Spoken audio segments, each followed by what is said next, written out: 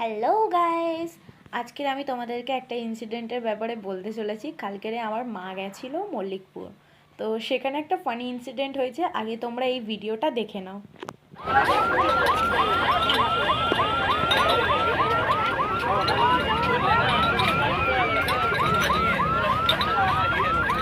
এবার এই ভিডিওটা দেখে জানি না তোমরা কি বুঝতে পেরেছো। তো এই ভিডিওটার পিছনের ব্যাক স্টোরি হলো যে ট্রেনটাকে তোমরা দাঁড়িয়ে থাকতে দেখছো, এবং সেই ট্রেনটার সামনে আর কি যে ভিড়গুলো দেখছো তুমি, সেই ভিড়গুলো না মানে কি বলবো, ট্রেনটা ঢুকেছে।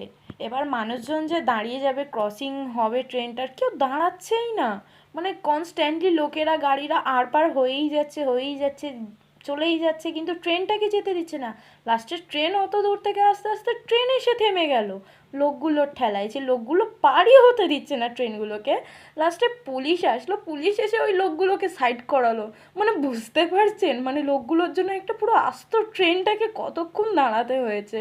মানে আমি তো জাস্ট ইমাজিন করছি যে ड्राइवरটা কি বলছে মনে মনে, क्या क्या आदमी लोग देखना पड़ता है जिंदगी में। এটা খুবই একটা ফানি ইনসিডেন্ট মনে হলো। তবে এটা মানে আমাদের মানুষদের মেন্টালিটিটাও বোঝানো হলো যে আমরা আমাদের আগে কাউকে যেতে দিতে একটু ইচ্ছুক নেই। যাই হোক, সবাই ভালো থাকবেন। টাটা।